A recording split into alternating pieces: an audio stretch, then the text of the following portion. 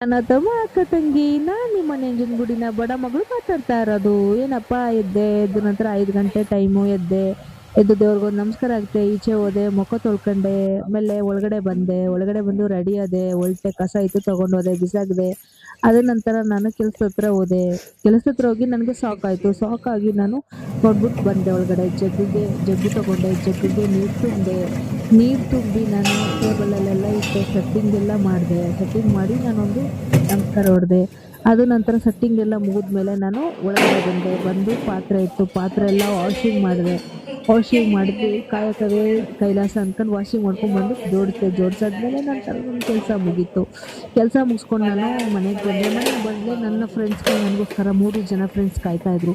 ಆ ಫ್ರೆಂಡ್ಸ್ ಕಾಯ್ತಾ ಇರ್ಬೇಕಾದ್ರೆ ನಾನು ಅವ್ರಿಗೆಲ್ಲ ಬಿಸ್ಕೆಟ್ ಹಾಕ್ಬಿಟ್ಟು ನಾನು ಬಿಸ್ಕೆಟ್ ಎಲ್ಲ ಹಾಕಿ ಅವ್ರು ನೋಡ್ಕೊಂಡು ಒಳಗಡೆ ಬಂದೆ. ನಿಮ್ಗೆ ಇಷ್ಟ ಆದ್ರೆ ದಯವಿಟ್ಟು ಸಬ್ಸ್ಕ್ರೈಬ್ ಆಗಿ ಲೈಕ್ ಮಾಡಿ.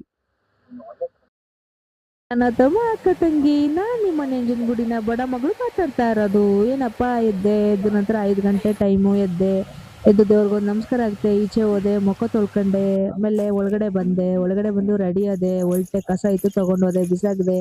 ಅದ ನಂತರ ನಾನು ಕೆಲ್ಸದ ಹತ್ರ ಹೋದೆ.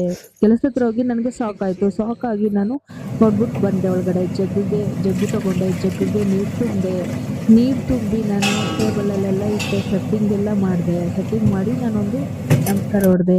ಅದು ನಂತರ ಸೆಟ್ಟಿಂಗ್ ಎಲ್ಲ ಮುಗಿದ್ಮೇಲೆ ನಾನು ಒಳಗಡೆ ಬಂದು ಪಾತ್ರೆ ಇತ್ತು, ಪಾತ್ರೆ ಎಲ್ಲ ವಾಷಿಂಗ್ ಮಾಡಿದೆ.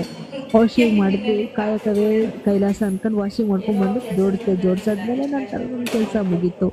ಕೆಲಸ ಮುಗಿಸ್ಕೊಂಡು ನಾನು ಮನೆಗೆ ಬಂದೆ. ನನ್ನ ಫ್ರೆಂಡ್ಸ್ಗಳು ನನಗೋಸ್ಕರ 3 ಜನ ಫ್ರೆಂಡ್ಸ್ ಕಾಯ್ತಾ ಇದ್ರು.